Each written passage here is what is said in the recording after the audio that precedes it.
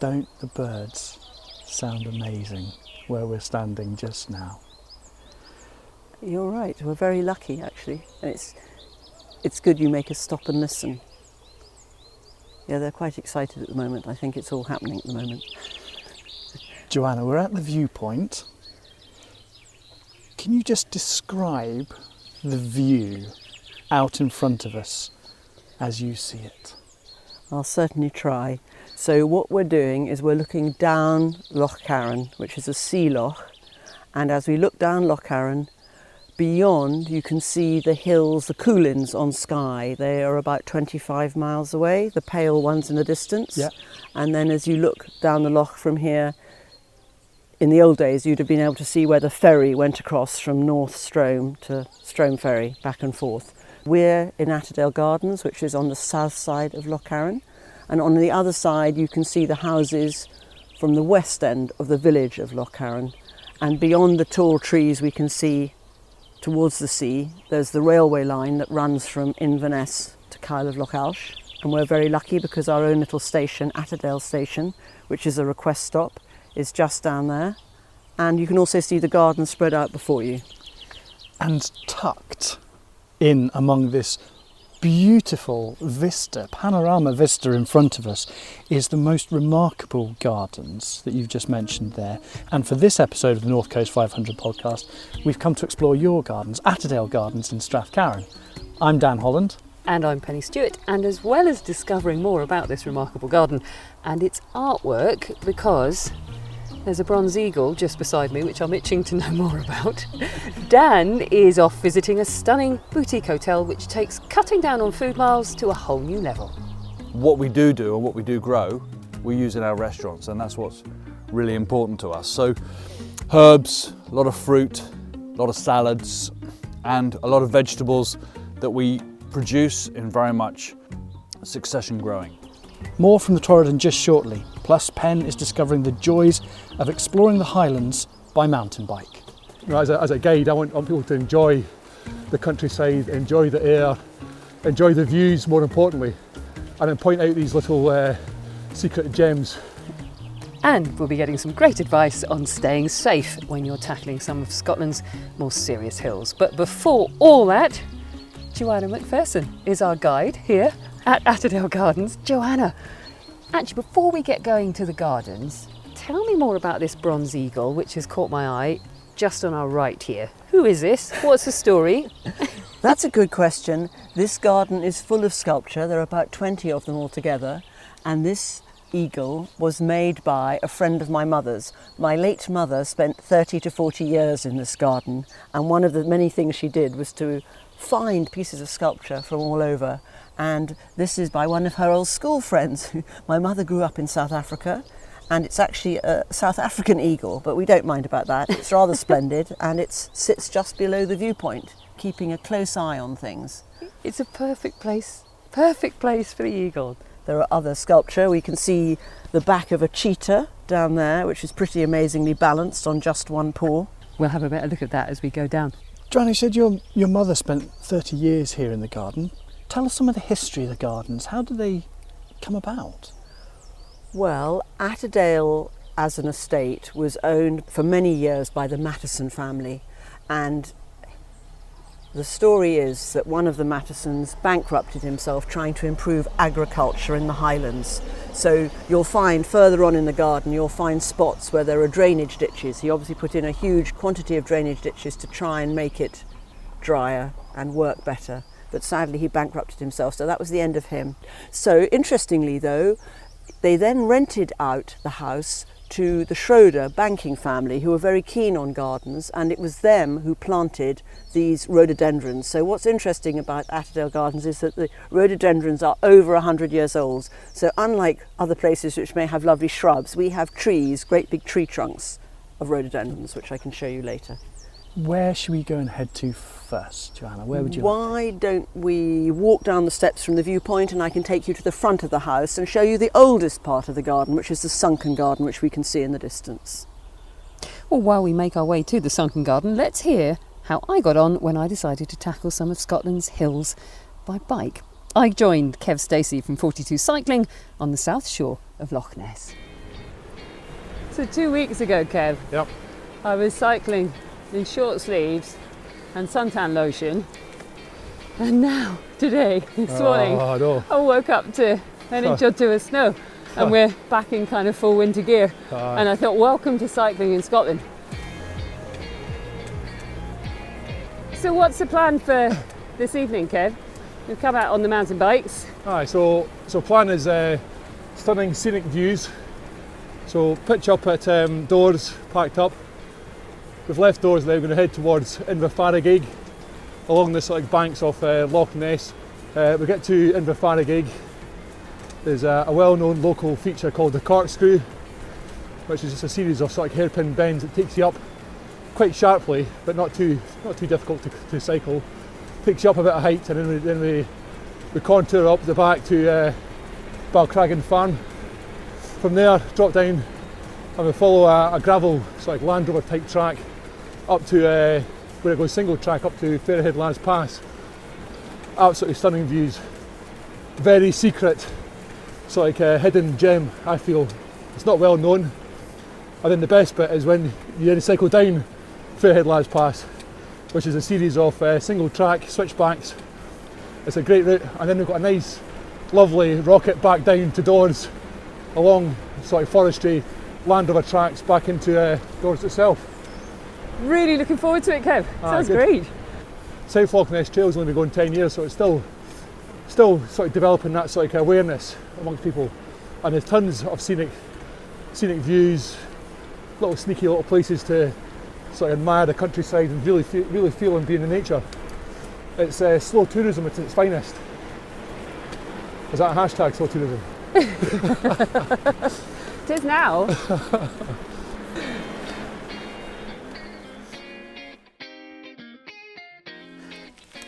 Just catching my breath. Aye.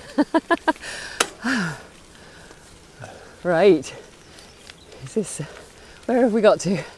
Right, so we've literally just turned left at Inverfaragig. We've just stopped now at the base of the corkscrew. So the corkscrew is a series of switchbacks, quite sharp sort of switchbacks, and which is a fantastic. You know, it sounds worse than it is. You can go long sweeping around the corner, yeah, or you actually attack the sharp steepness at the bend. And what you find is it's like 2 or 3 pedals, and you're up on the next platform. Okay. Good. That sounds good, doesn't it? It sounds sounds fun. perfect. Yeah, Perfect. but the good thing is, before you know it, you're quite high up. Something you've said several times since we set off, Kev, is about hidden gems. It strikes me the sort of North Coast 500 has become quite an iconic kind of cycle route, but in a lot of people's heads that means road bike, whiz round doing 500 miles and you're done. Yep.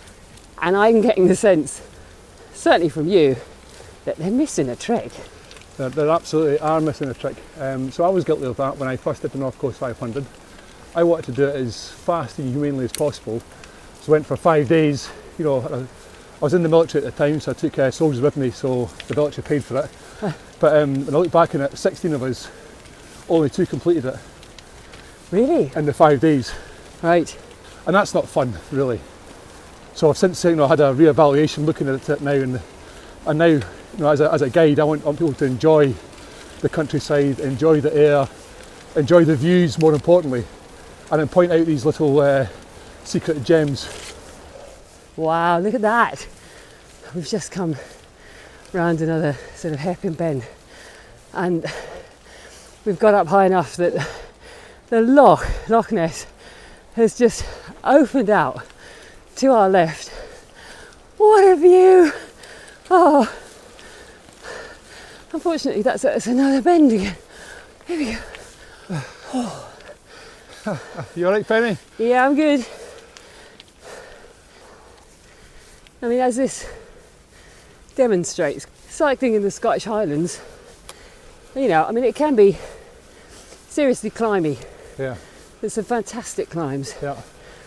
And So, there's loads of fantastic climbs in the North Coast 500, or tons. You know, and it's a real achievement. But then it's in having that sort of, well, it's not even knowledge. I mean, if you employ a guide, they'll be able to guide you as to when to push, when to ease off, what's come up ahead, which is good so they can balance your energy systems and not going to the red and end up really hating it. So an example would be, for instance, like going up the Bialik. A lot of people think that's it, completed when you get down to Applecross. I completely underestimate the lumpiness that takes you around, it's like to Torridon. So they tend to boost off on the Bialik and then get to the top, think yes, and then go oh. But I made that mistake. And that's where the benefit of having a guide would come in, because it's like tempers, not restricts the fun, but it just tempers the enthusiasm a little bit, so they can really maximise the distance and obviously the enjoyment. I mean, that was pretty climby. Do you find that the North Coast 500, or even if you're taking it in chunks and coming off the more obvious route, Yep. can it offer up something for the less experienced cyclists as well, who probably don't want to do something like the corkscrew that we've just done? Yep. There's most definitely some scenic routes you can ride, which it's got some. I mean, you're not going to escape hills, unfortunately, but you do get duration of length of hills and steepness and stuff.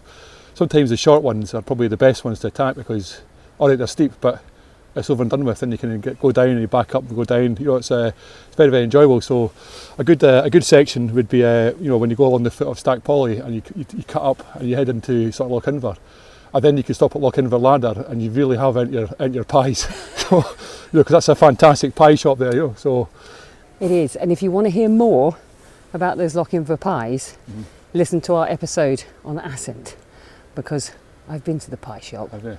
Yeah, they're really good. I've been working off one of their pies coming up here. I think that's why it took me so long. Right, where next? So then you can see a little bit of down here. We've got another little bit of up, but it's a very gradual climb up to Balcragan Farm, and it's a Land Rover forestry track up to the single track, and then it's a very short, it's like probably 1.5 kilometres into the Fairhead Lads Pass, and then after that, Penny, it's all downhill, I promise. I'm liking the sound of that. That was great though. You know what? I'm buzzing. That buzz you get from making it up a steep hill. Can you see how high you've climbed already? And that was just like what, four or five switchbacks. And it's just such an escape. And actually, we've come no distance, but we could be in a different world. I love that. It's a bit special, isn't it? Easily done. It wasn't that easy. Come on. Come on.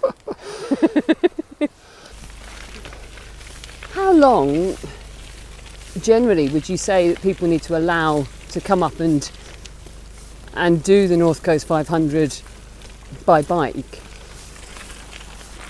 So I would always recommend to people, if they've got the time, to do it 10 days. Minimum of 10 days. If you can go longer, great, 2 weeks.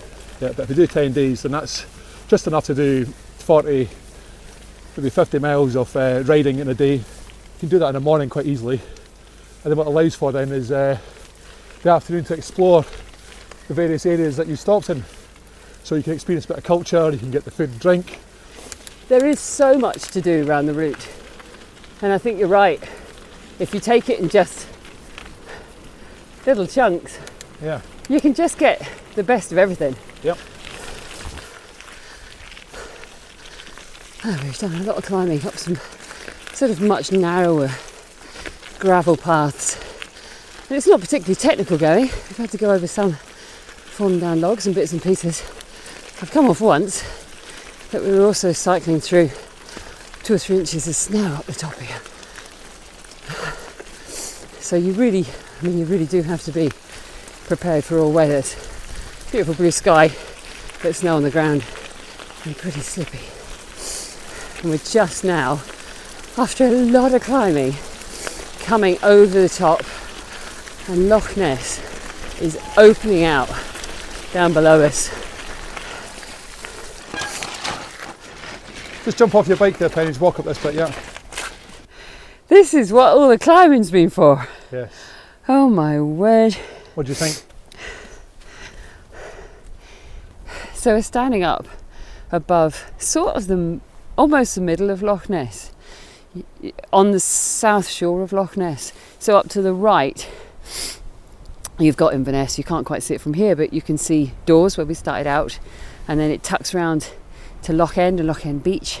You've got Drumnad Rocket and Urquhart Castle opposite us, and then the snow-covered tops, Mealfulvonny and the hills beyond, and it goes all the way up to Fort Augustus.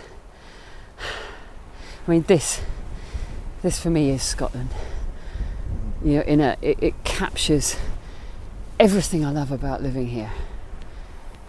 It fills up your heart and your soul, doesn't it? Absolutely. I mean, it just literally makes my heart beat quicker, Kev. I never get bored of this. It may sound daft, but I find it always quite emotional coming somewhere like this. You're not getting teary, Pennie. I am getting teary. I am getting teary. But the best bit is, it's literally not even 20 minutes outside of Inverness. Just before we get back on the bikes and head for home, tell us about where we can find out more about 42 Cycling. So you'll find us on, we've got our own website, so 42cycling.com, easy to find there. We're on all the social media channels. The main one of interest, which I like to sort of try and sell, sort of Scotland and certainly the views that I experience, which I like to try and share with my guests, is on Instagram, because Instagram's a fantastic platform for sort of sharing those views. And we've also got a profile on Facebook. So, you know, if you put 42 Cycling in the search engine, you'll probably get a multitude of different locations. And we're also a member of the North Coast 500. Which is why you're on the podcast. It has been absolute delight, absolute pleasure, and a real hidden gem.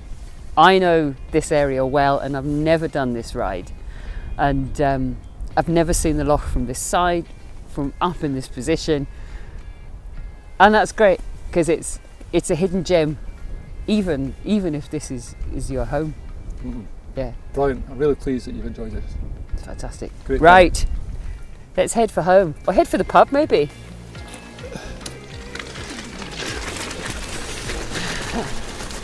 This is the bit I've been waiting for. Woo!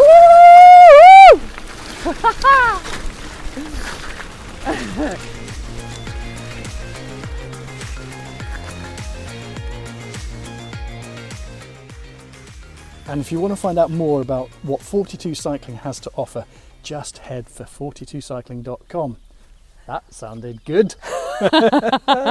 It was huge fun, and you know, Kev his enthusiasm knows no bounds. It was quite hard work, but I think what is interesting is that he's going to get a whole lot of electric bikes. He's waiting on delivery any day, and then really routes like that one that I did, which was pretty climby in fairness, but it's going to be so much more accessible to a really wide range of people. Yeah. So I think and just a joy to see it differently, to do something that was a bit different and away from that conventional kind of North Coast 500 route. Great fun. For more information about the North Coast 500 podcast and all the things you can get up to on the North Coast 500 route, just head for northcoast500.com. For this episode, we're in Attadale Gardens in Strathcarron in Wester Ross.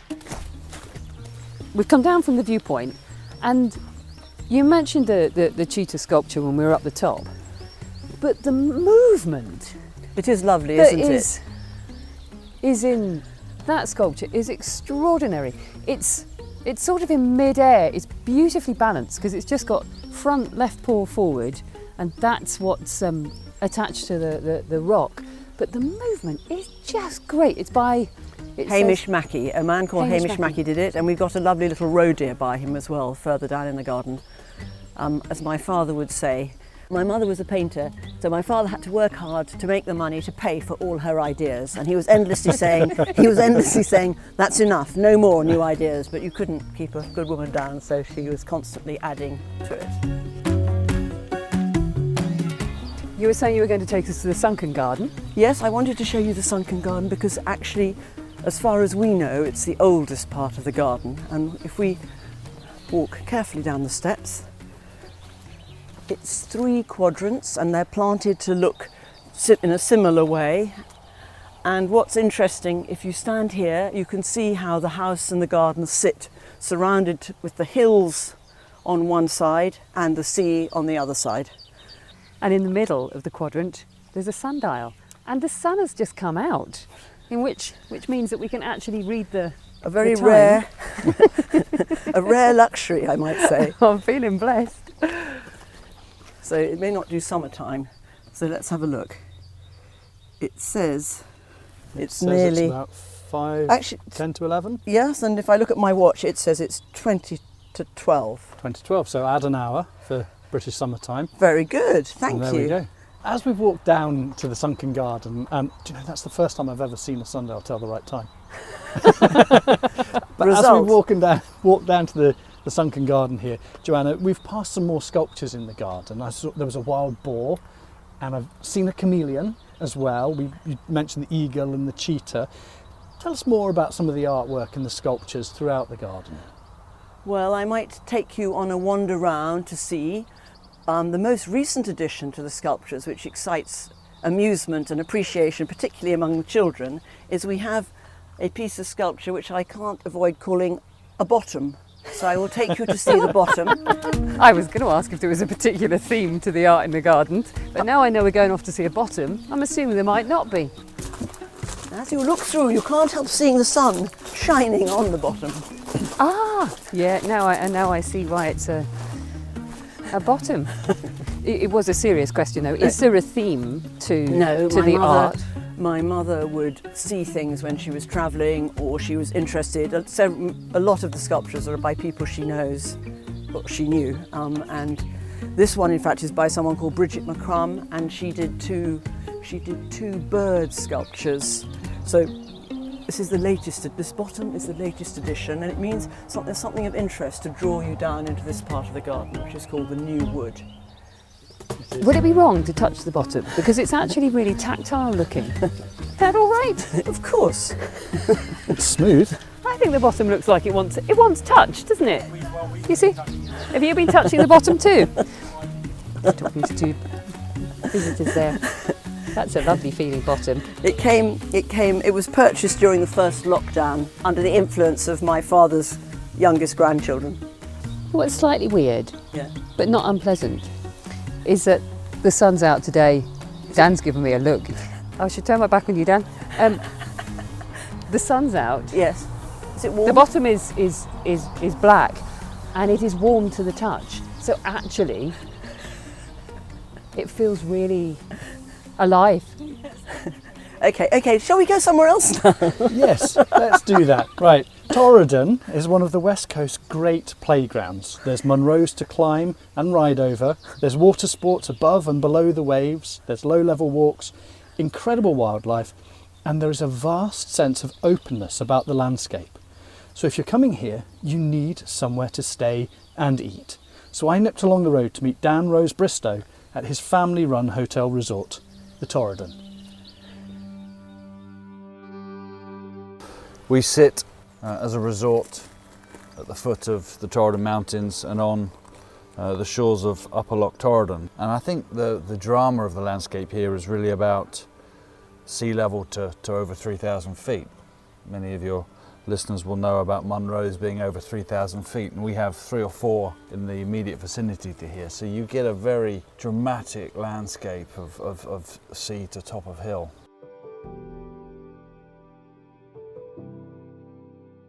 It's that sort of scale where you're really at the foot of it. I mean, people have seen mountains many a time before, but you don't always see them from sea level.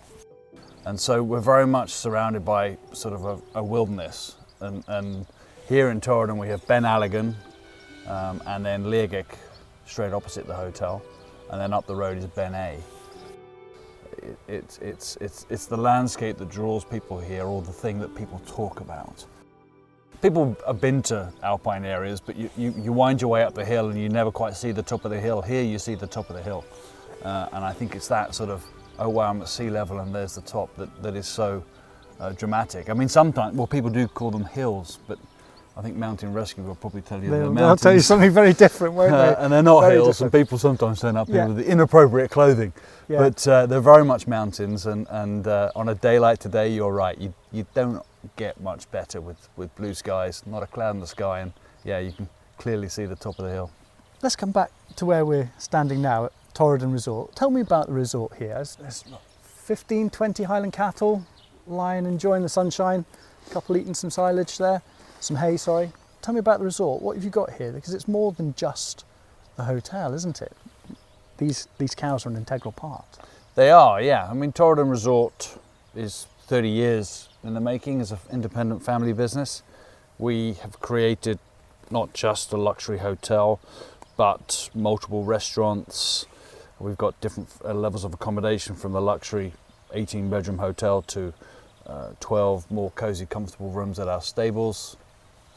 We have our own Torridon Outdoors, which is, as it is, an outdoor activity company offering kayaking, mountain biking, hill walking, gorge scrambling, snorkeling for those that are really adventurous.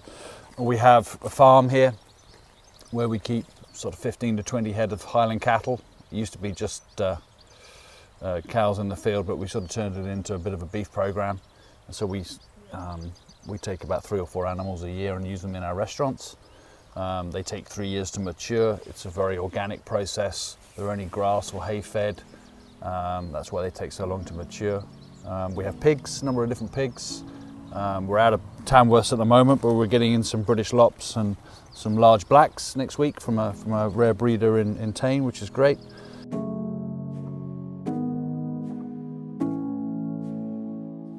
So we're just going over the main estate bridge here, which actually opens up into some trails that we've signposted and waymarked. So you can actually go up to Ben Damph, which is a mountain just behind us actually. Yep. Then if you follow down at the actual track here in front of us, you'll end up at the Balgie River or the Falls of Balgie. And there are a couple of different routes you can either mountain bike or walk. We have 58 acres in all on the site. A lot of it is the woodland and pine trees.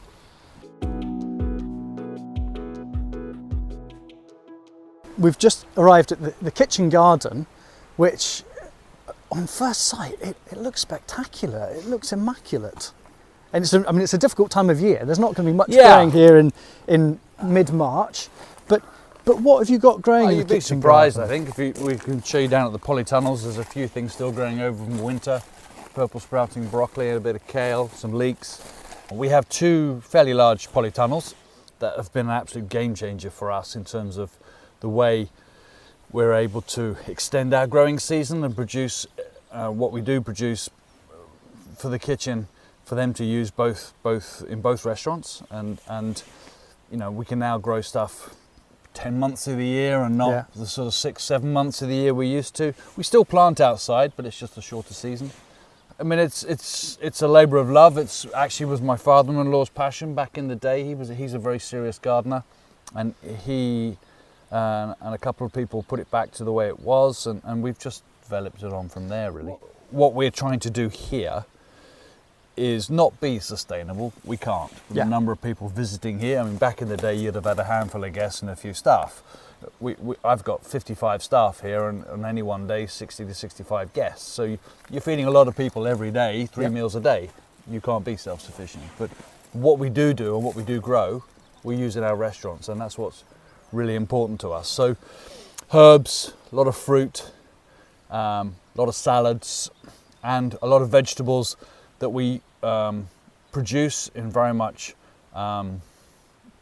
succession growing. So we don't grow lots of different things in small variety. We grow a small number of things that work well in Torridon in terms of the microclimate here, but we grow a lot of it so that chef can use it in the menu in a very succession planned way, and the menu can stay the same for a period of time and that type of thing. So, and it adds to your food story, doesn't it? Because food is much. really important for you at the Torridon, or I gleaned that from reading your website, that if the kitchen garden can influence that, there's the story to tell about what you're doing here.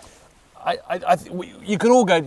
You can go to any hotel restaurant and eat, but if you know that the venison comes from Pennie 5 miles down the road, or the beef comes from the field in front of you, or the salad was picked 3 hours ago from the garden 100 yards away, your experience will be better. You will enjoy your food more. Why? Because the story is correct. People are trying to do the right thing in terms of sustainability and locally sourced. If we can do as much as we can on site, from the cows in the field that you see to the manure that they produce, that we put that onto the garden, that then we produce the vegetables and the fruit that then goes back into the restaurant. It's a circular economy. My wife and I, Rohis and I, we've always looked at the way we do things, and we want to do it the right way. Now that, you know, our success hasn't come in day one. As we alluded to before, as a family, we've been here 30 years. I want to ask you about that. Let's take a walk out of the kitchen garden, back towards the house.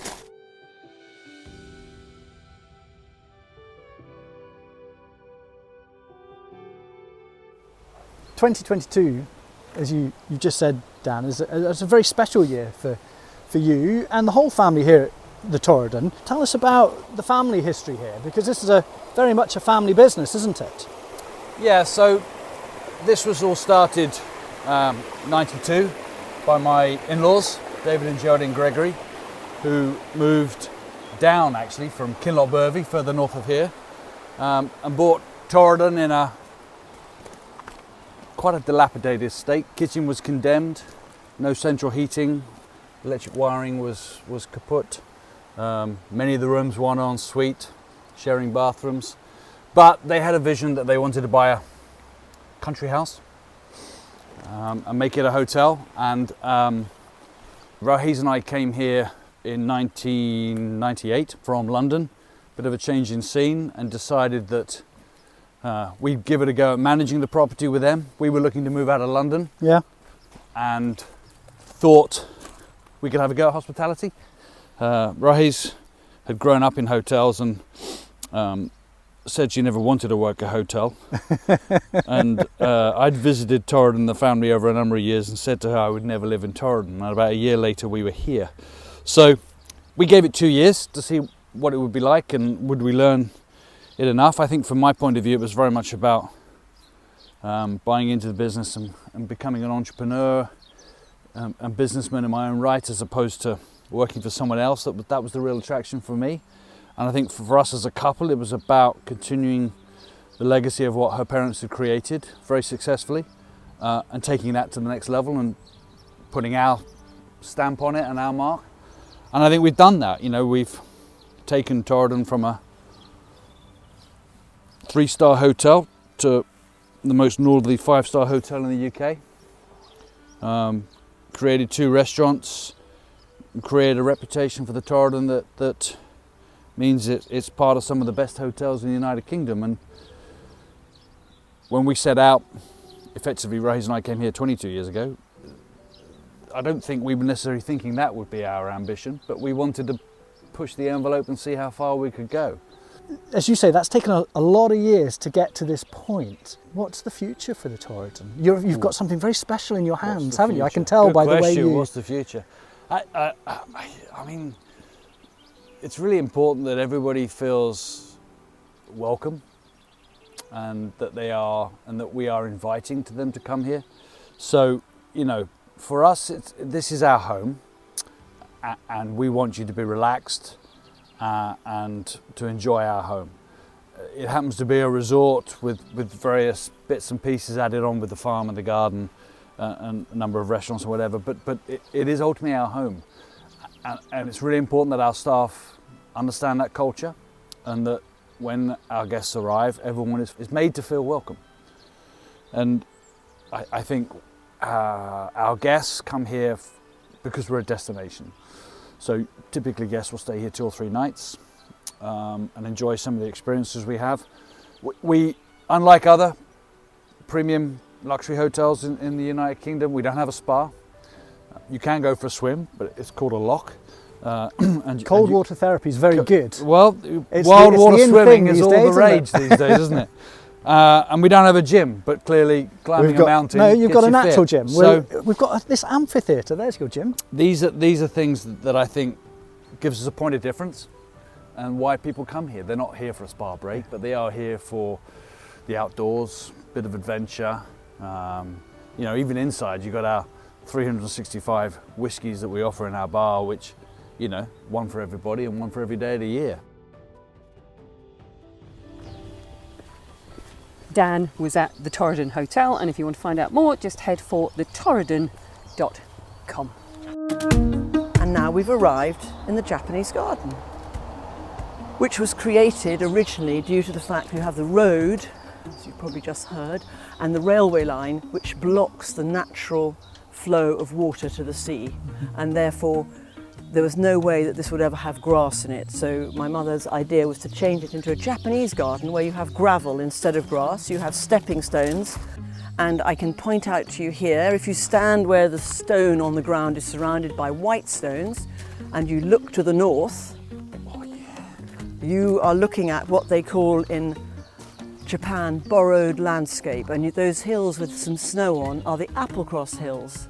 So if you were in Japan, you would be looking at Mount Fuji, but as you're in Westeros, you're looking at the Applecross Hills, and you're very lucky because the sun is shining today and you can see them. There is blue sky all the way. They're framed beautifully between two trees. The Western Highlands offer some amazing hill walking. Just north of us, not far from the Torridon Hotel, there's Ben Alligan, there's Pennie. A bit further north you get to Anchellach, and the list goes on and on.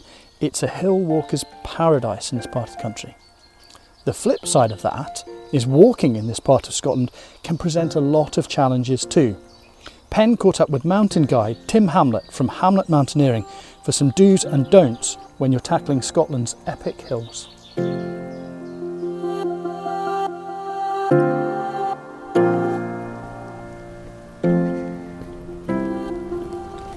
So Tim, I know as well as doing the climbing and various other activities, you're very involved in mountain rescue.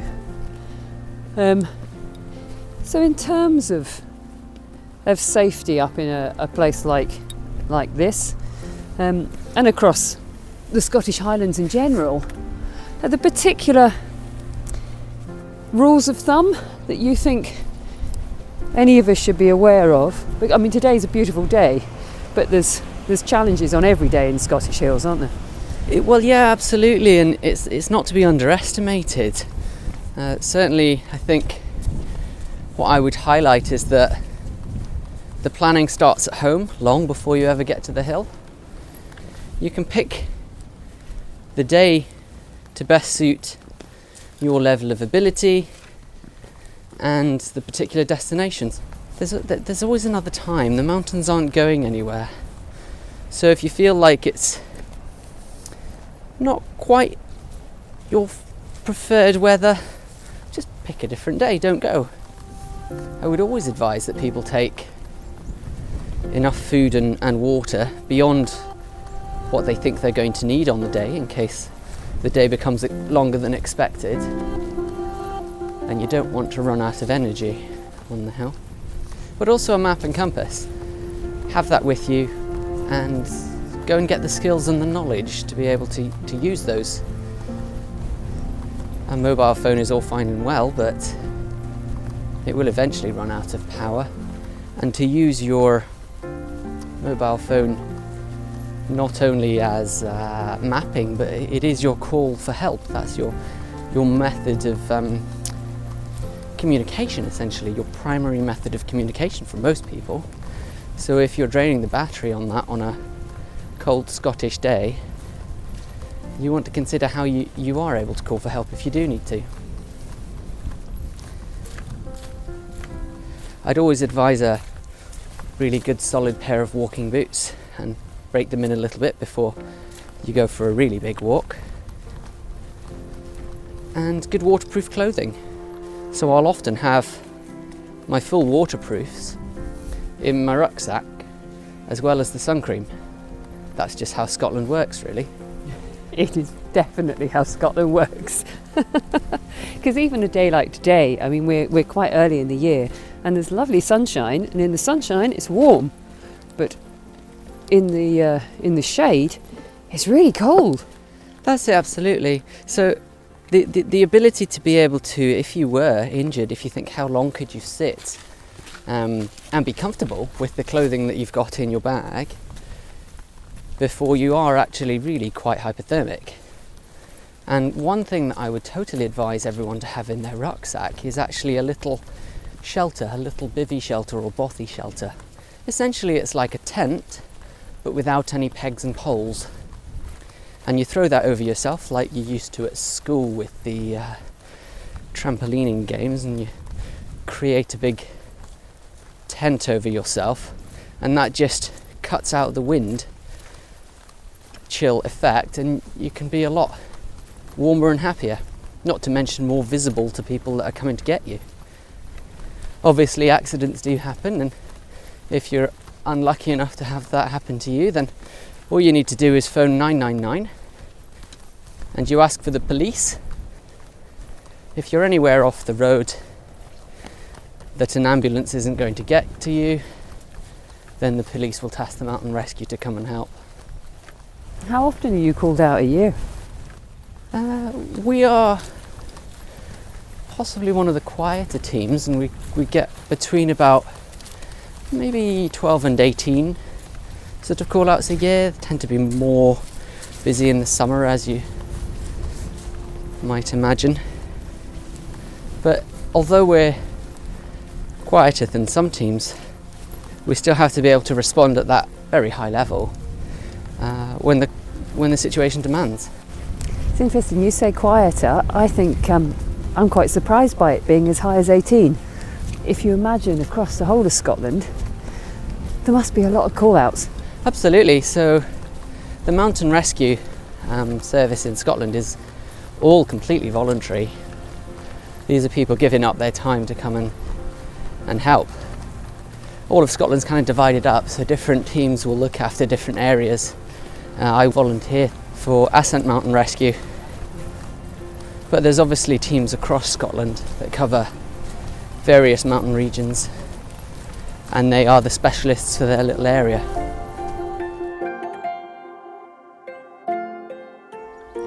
A big thanks to Tim Hamlet for that great advice. It's great advice, and I would just say, I mean, I've done quite a lot of mountain biking around the hills here, and the people I've spoken to have always said to prepare yourself. If you're going for a mountain bike in the Highlands, prepare yourself with all that same amount of kit that Tim's talking about there: maps, compass, spare clothes, food. Get yourself properly prepared for a big day on the hill on a bike. Here on the North Coast 500 podcast, we've arrived at the kitchen garden. What's the story behind the kitchen garden? Presumably it was for produce for the house. Absolutely, Dan, and it still is, but in fact obviously we seem to grow rather more than we need. So when we do have spare, we put it up at the gatehouse, so when people come and visit us they can take some fresh lettuces away from us. It's quite early in the season, so you can't see much signs of life. I can see the rhubarbs beginning to grow, and we have this huge fruit cage which we cover with a net in the spring and summer to try and keep the birds off the currants. We've got red currants and black currants and white currants. We've got rhubarb, and later on we'll have strawberries, and we've got these step-over apples that run on either side of the main pathway, which do very well and have glorious apples in the autumn. It's a beautiful way of training the trees, but you're right, you can just step over it. Just to outline the path. They're also at perfect child picking reach height, aren't they? Correct. I regret. That's not. Indeed, you're absolutely right. Okay, I've touched a sore point there. Sorry, Joanna. Joanna, thank you so much for showing us around. It's been an absolute pleasure. Remind us when you're open and how people can find out more. We open on the 1st of April, or if Easter's before, then we open from Easter onwards, and we're open daily until the end of October. And you can find us by looking up on attadalegardens.com. It should give you all the information you need. As well as visiting Attadale Gardens, in this episode I visited Torridon Hotel, and Penn was mountain biking with 42 cycling. And we heard from Tim at Hamlet Mountaineering about staying safe in the hills. There is so much more to discover in this beautiful part of Scotland, so do head for northcoast500.com and download the app for more information and inspiration. Enjoy your trip, and catch you next time.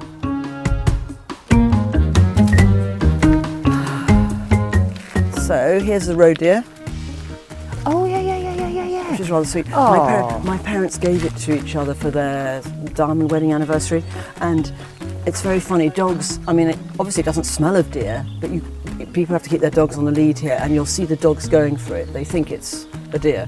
By Hamish Mackie. The same one, yeah, the one who does the He's amazing. Again, he's captured it. It's in a pose which suggests you've caught it for a moment. for Yeah. just a blink. The North Coast 500 podcast is an adventurous audio production for the North Coast 500.